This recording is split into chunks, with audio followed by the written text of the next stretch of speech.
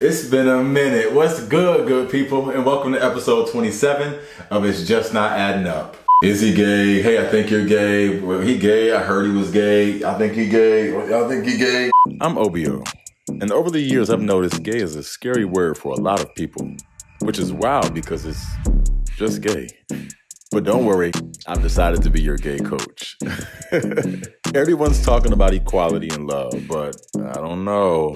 It's just not adding up. I really hope you guys enjoyed the Pride series. If you haven't checked it out, you're missing out. Go back and look at those videos. Some really good stuff from some really good guys.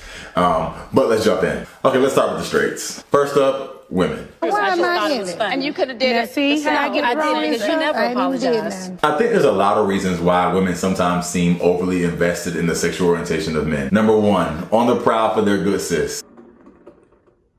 In 2021, every woman needs a gay friend. You need a gay confidant. You need somebody to give you the tips and the tricks. It's just how it goes. Number two, for possible suitors. Now this I want to spend a little bit of time on. It's always been interesting to me that queerness is what women are clocking opposed to just clocking whether or not he's interested in you. You see these men and you run who they are through this gay filter that basically makes them gay, and all they can do is disprove this already gay identity you place on them before they can place it on themselves. I'm not saying it's homophobic, but I'm not saying it's not homophobic.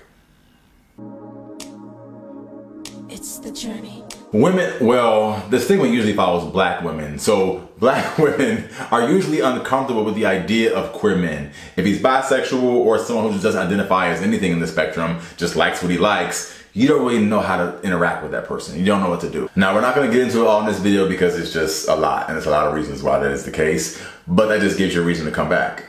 Anyways, I think it's twofold. On the one hand, there's this fear of being a beard or a performance enhancement for a man's discomfort, and I get that. And on the other side, it's like you're not able to unlearn all the things that have been said to you over the years about queer men. Like, if a man likes a man in any capacity, he is gay. Bisexuality doesn't exist. There's this inherent female-like qualities that are going to be associated with all queer men, like all the things. And so your ability to imagine a relationship with a man who identifies as queer or somewhere on the spectrum doesn't make a lot of sense to you. Then there's the women who somehow find offense in a man who was supposed to be an option for them no longer being an option and all that, but I don't want to get that too much in this video. And three, just pure nosiness. Mind your business. Mind your business. All right, who's next? The straight men. Number one, homophobia. There's this like, I need to know who's queer in the room so I can know how much space to put between him and I, because I'm gonna use religion or some morality belief, but it doesn't make a whole bunch of sense because that same doesn't apply to my other friends because there's so many things that they do that doesn't fall under the confines of religion or my morals or my values. But for some reason, it's okay when they do it, but not okay when they do it. But either way, I need to know who's queer so I can put some space between the two of us. Okay. Number two, homophobia. I need to know who's queer because I need to know what their proximity to me is. Because if I could possibly be queer or questioning, I need to know who I'm around so it doesn't seep onto me, because I can't really handle a queer stigma because you look too close into my space, you may find what you're looking for. I'm sorry. And three, you somehow conjured up in your mind that the gay men you interact with are going to hit on you in some capacity. I can assure you, much like the women you meet, that's very unlikely. That, ladies and gentlemen, was shade. Crackhead looking at. So before I talk about why my people clock people, I do want to shed some light on the heterosexual people who are creating space for queer folk, who just want to know so you can be better allies, who want to know to let people know that you're a safe space and that they can be the fullest extent of themselves. They can use whatever language they want to use and you're not going to judge them, and you really just want to be there for them in that way.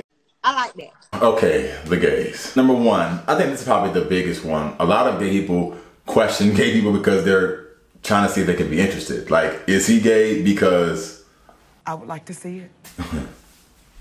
Oh. Number two, I think we gauge comfort zones, right? Like, if someone is gay in this environment, how is he being treated? And then you kind of see, oh, okay, they're treating him well. I can kind of be more of myself in this space. Or they're not treating him well.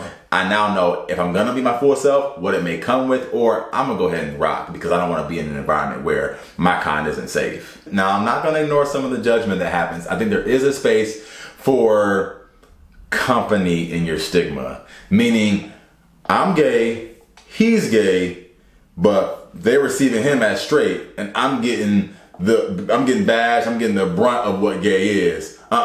Get him over here. So then those whispers start happening. You know what I'm saying? You start to say like, hey, like I think he might be a da-da-da-da. Now you're clocking him because you're gonna get some of this too. I'm not gonna be the only one in here getting what we're both doing. You know what I'm saying? And all y'all who did that to me back in the day, I still wanna fight. I'm just playing. Kinda. Now those are just a few of the reasons. There's a bunch more, I'm sure. Drop some in the comments if you know some other reasons why you think people clock or why you've clocked and all the things. And I get it. Queer people are some of the dopest people in the room, and so you want to just see what's going on with them. You are so curious. I get it. But don't get clocked trying to clock. Was it not clever? All right. I'll see you guys in episode 28. Keep creating space. Peace.